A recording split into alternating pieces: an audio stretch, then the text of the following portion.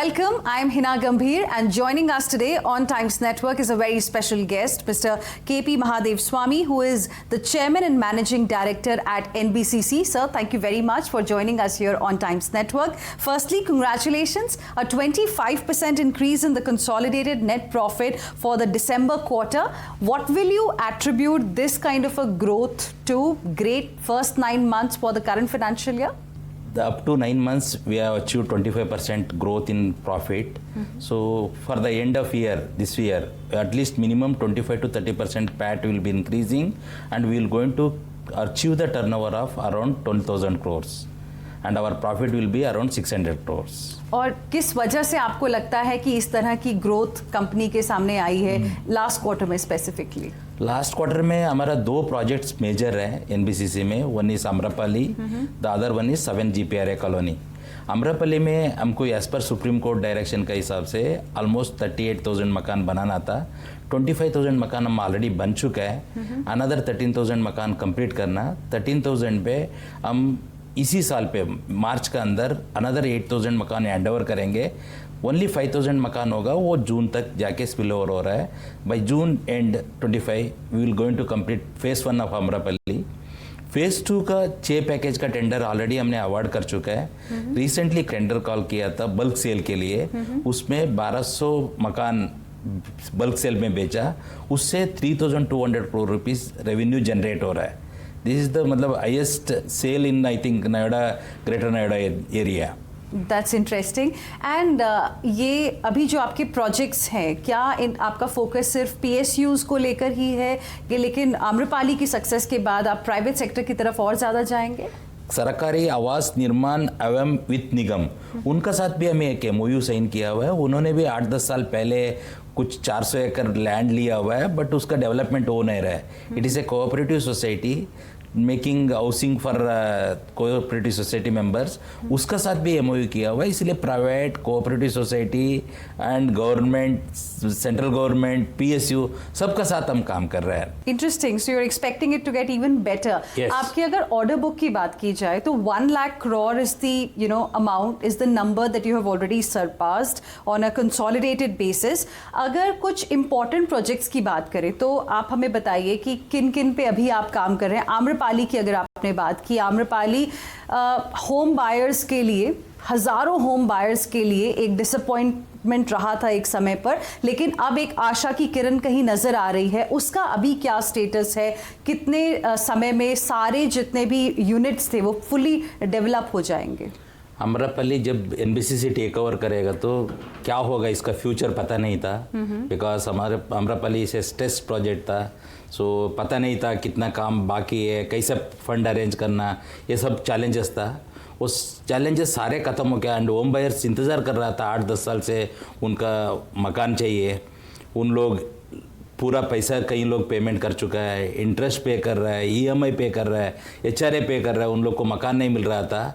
सो उन लोग को ऑलरेडी हम लास्ट 2 साल से मकान हैंड ओवर करना चालू किया. अभी तक हम ऑलमोस्ट 25,000 मकान कंप्लीट कर चुका है.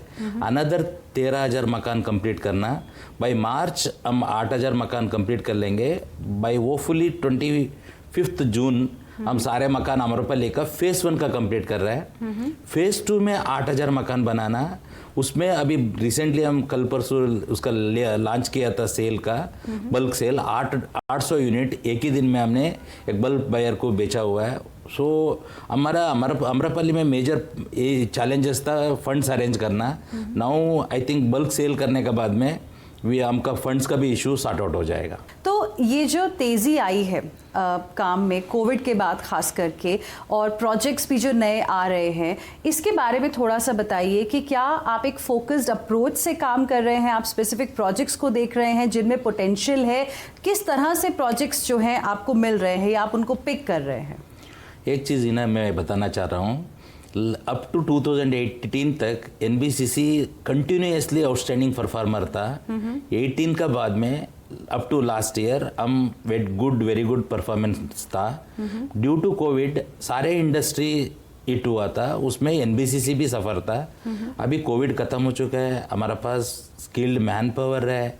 वी हैव कैपेबिलिटी एंड आपका हमारा पास अभी वर्क ऑर्डर इसीलिए मिल रहा है, वी आर कमिटिंग द जो जॉब्स है वो टाइमली कंप्लीट कर रहा है, विथ क्वालिटी का साथ कर रहा है, इसीलिए ट्रस्ट हो रहा है।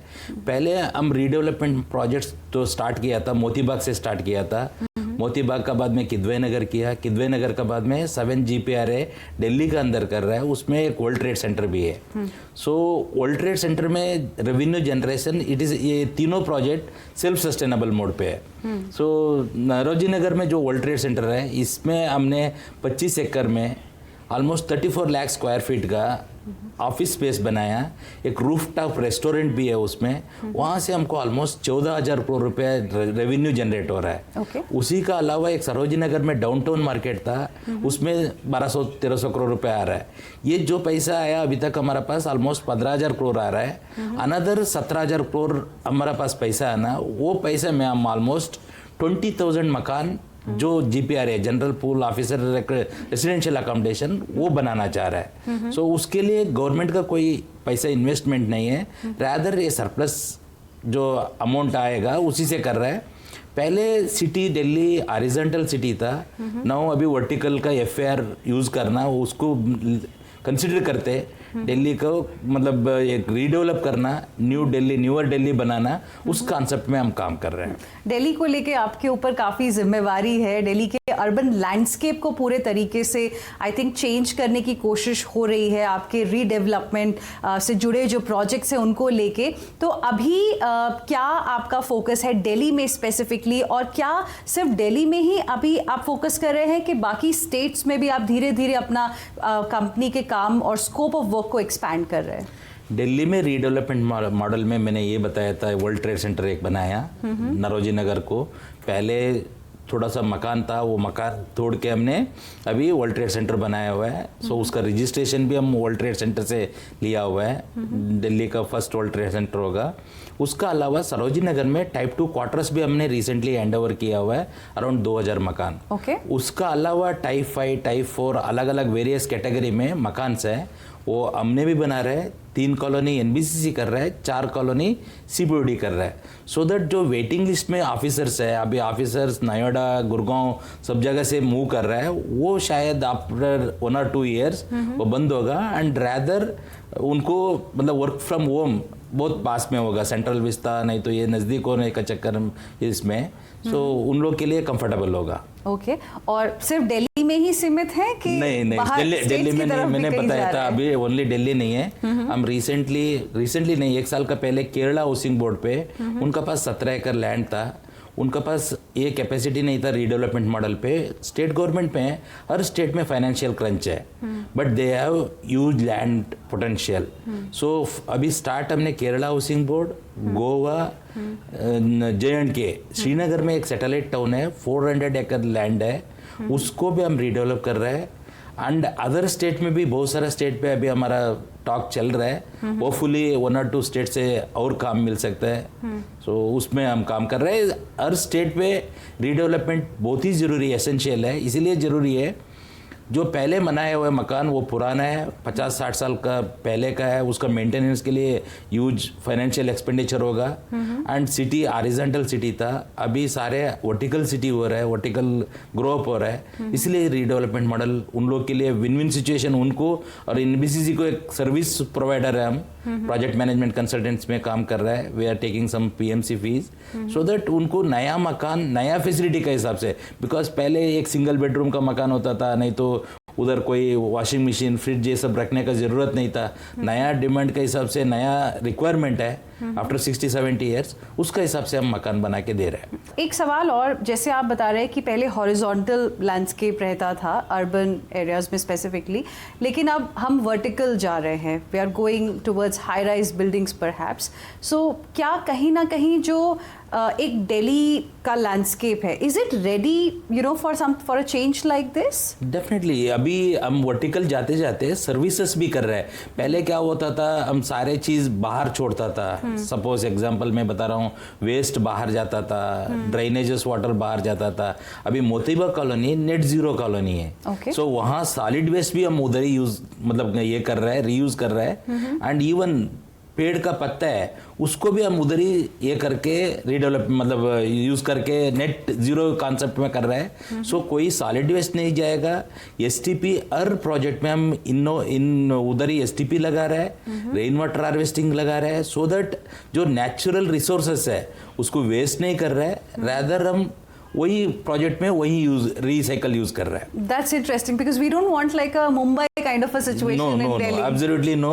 So we don't want to go मतलब हाई राइज में स्काईलाइन तक नहीं जाएंगे, G+9 10 पे करेंगे. सो नो प्रेजेंट ट्रेंड पे कोई भी मतलब नीचे जमीन पे उसको वॉच करो ये करो वो सब नहीं करना चाहता है. एक protected society high rise building का कॉन्सेप्ट है.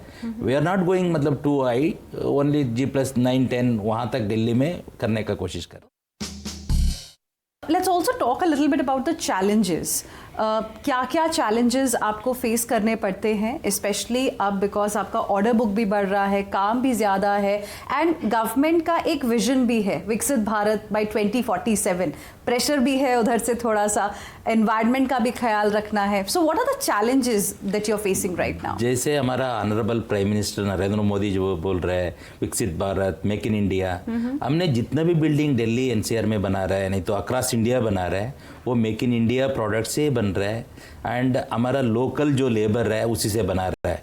One of the iconic building अभी हम एनबीसीसी बनाया बोलोगे तो रिसेंटली भारत मंडपम वो भी एनबीसीसी ने बनाया. वर्ल्ड ट्रेड सेंटर एनबीसीसी बनाया. सो बहुत सारा पुराना बिल्डिंग्स भी, इवन सीबीआई हेडक्वार्टर एनबीसीसी ने बनाया दिल्ली में जो आपको दिख रहा है. अभी हर स्टेट पे ये कन्वेंशन सेंटर उन लोग को ये हो गया आफ्टर भारत मंडपम.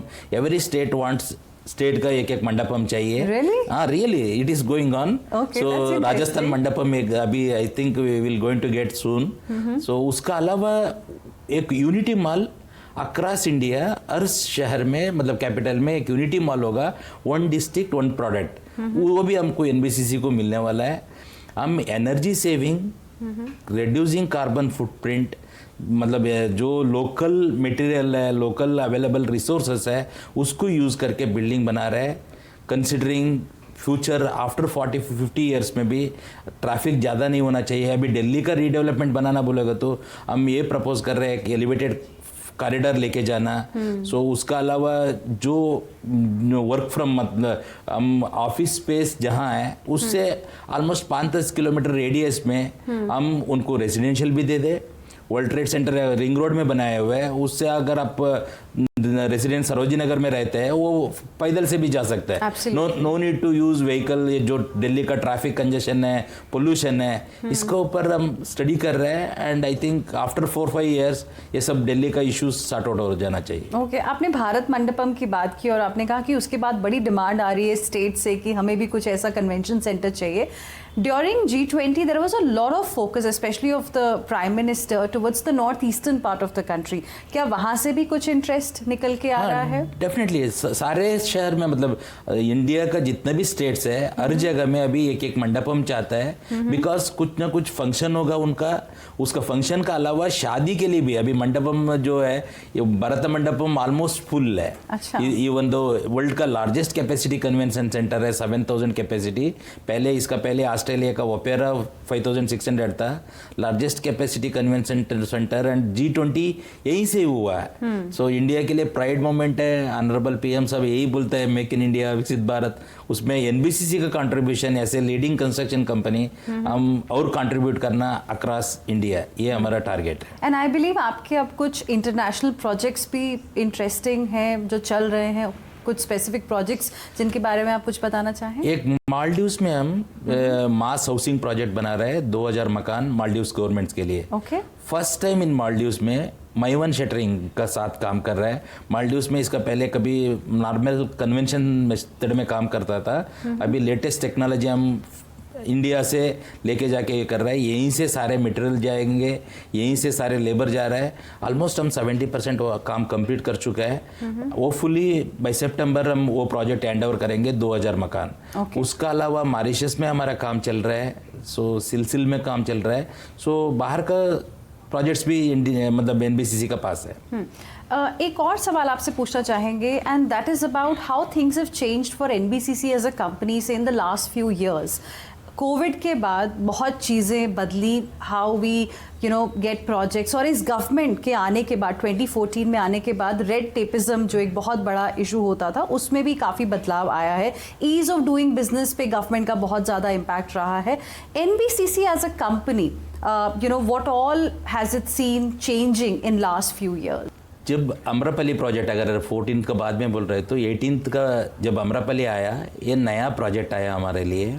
सो उससे पहले आपने कभी ऐसा प्रोजेक्ट नहीं किया? ये प्राइवेट प्रोजेक्ट है, रादर सुप्रीम कोर्ट का अंडर में अमराला में काम कर रहा है। अभी तक हम काम कर रहे थे स्टेट गवर्नमेंट, सेंट्रल गवर्नमेंट का, बट अमरापली प्रोजेक्ट एक प्राइवेट प्रोजेक्ट, प्राइवेट बिल्डर ने आधा में होम बायर्स को छोड़ के गए थे। सो सुप्रीम कोर्ट एनबीसीसी को काम ये एंगेज किया था। एंगेज करने के बाद में बहुत सारा चैलेंजेस आया। सबसे पहले चैलेंज, पैसा कहाँ से आएगा, मनी कहाँ से आएगा, एंड लोन कौन लेंगे, सो लोन को अरेंज करना बैंक से, ये सारे बहुत सारा डिफ़िकल्टी था। बट इस डिफ़िकल्टी को हम, एंड इन्वेंट्री, बहुत सारा मकान, एक एक मकान दो आदमी को बेचा था। सो बहुत सारा चैलेंजेस थे, बट वो चैलेंज को हम इजीली ये कर पाया बिकॉज हम एनबीसीसी एक रियल एस्टेट कंपनी भी था, बट ऑफ में छोड़ा था पैसा अरेंज करना। उसके लिए बैंकर्स को हम अप्रोच किया। शुरू में बैंकर्स बोला कितना लोन चाहिए, कुछ दिन के बाद में वो लोन फोन तक उठाता नहीं था। रीजन भी उनको ऑलरेडी अमरापली का ऊपर राइट ऑफ किया था, सो उनको वापस पैसा दोबारा वही प्रोजेक्ट को लोन देना कैसे। But thank to supreme court, justice Lalit sir and R Venkataramani जो कोर्ट रिसीवर है, आज का दिन में अटॉर्नी जनरल फॉर इंडिया है, उनका cooperation and coordination and hard work का चलते अमरापली का सब होम बायर्स को मकान मिल रहा है। एंड उसमें एनबीसीसी का कंट्रीब्यूशन भी है। कई बार हमारा पास पैसा नहीं है तो एनबीसीसी हमारा कुछ पैसा था उसको इन्फ्यूज करके, सीड मनी इन्फ्यूज करके ये प्रोजेक्ट को कंटिन्यू कर रहा है। इंटरेस्टिंग। तो स्ट्रेस्ड एसेट्स पे आप ज़्यादा ध्यान दिया, उसके बाद रीडेवलपमेंट प्रोजेक्ट्स भी आप कर रहे हैं। Land monetization is another aspect जिसमें कंपनी काम करती है, उसके बारे में कुछ बताइए। क्या अभी चल रहा है, टारगेट्स क्या हैं आने वाले महीनों में? लैंड मोनेटाइजेशन में लैंड स्टेट गवर्नमेंट का पास भी है, दिल्ली में भी है, हर शहर में। इसका अलावा एक पीएसयू है, पब्लिक सेक्टर अंडरटेकिंग का पास भी बहुत सारा लैंड पार्सल्स है। एग्जांपल बीएचईएल, एमटीएनएल, बीएसएनएल, बहुत सारा पीएसयूज का पास उस टाइम में बहुत सारा क्वार्टर्स बनाया था, बहुत सारा उनका फैक्ट्री बनाए थे। अभी लेटेस्ट टेक्नोलॉजी का वजह से उतना मैन पावर एंगेज नहीं हो रहा है, मैन पावर कर्टेल हो रहा है। सो टाउनशिप वेकेंट है, इवन फैक्ट्री एरिया भी कम हो रहा है। सो दो चैलेंजेस है, वन इज लैंड को ऐसे छोड़ेगा तो एनक्रोचमेंट का एक इशू आएगा। सेकेंडली वॉच एंड वार्ड कौन करेंगे, और कुछ दिन का बाद में वो डेटोरेट भी होगा बिल्डिंग। उसके लिए हम अभी टेकअप कर रहे हैं, एमटीएनएल के साथ एक एमओयू हुआ है। एमटीएनएल को रीडेवलप करेगा तो वो कंपनी अभी पीएसयूज बहुत सारा लोन लिया हुआ है, लोन का इंटरेस्ट पे कर रहा है। अगर ये रीडेवलपमेंट मॉडल हो जाएगा तो वो लोन क्लियर कर देगा, तो उनका इंटरेस्ट नहीं होगा तो बहुत सारा पीएसयू ऑपरेटिंग लेवल में प्रॉफिट आ सकता है। वंस अगेन पीएसयू को प्रॉफिट लेवल पे लेके जाना, उसके लिए एनबीसीसी फोकस कर रहा है। रैदर वी आर डूइंग, मतलब जल्दी से जल्दी जो मॉडल है हमारा 7GPRA मॉडल, अगर पीएसयू में सक्सेस हो जाएगा तो जितने भी लॉस मेकिंग पीएसयू है वो वापस प्रॉफिट में आ सकता है, एंड एम्प्लॉयमेंट जनरेशन दोबारा मिल सकता है। कंट्री के लिए जो चाहिए, यंग जनरेशन है उनको एम्प्लॉयमेंट नहीं है, उन लोग को एम्प्लॉयमेंट मिल सकता है।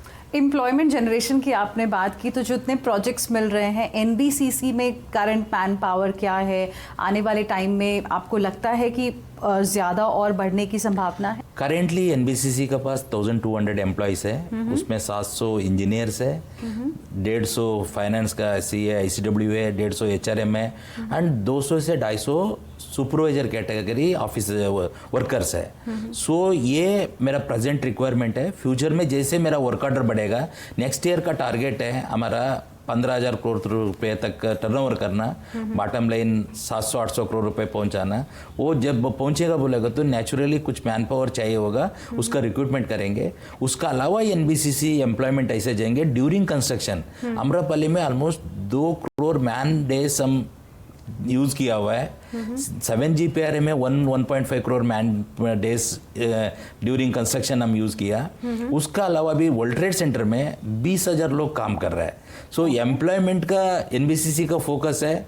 साथ साथ एनबीसीसी इसका अलावा दिल्ली में कक्कड़डुमा में एक रीडेवलपमेंट प्रोजेक्ट कर रहा है, वहाँ ईडब्ल्यूएस के लिए मकान भी बना के दे रहा है। सो जो पीएम साहब बोल रहे हैं ईडब्ल्यूएस मकान देना, जो स्लम का रिहेबिलिटेशन करना, उसका भी एक फोकस एरिया है, हम उसमें भी काम कर रहे हैं। That's very interesting. और लैंड मोनेटाइजेशन पे एक बार फिर से जा रहे हैं, तो क्या टारगेट्स हैं नेक्स्ट ईयर के लिए?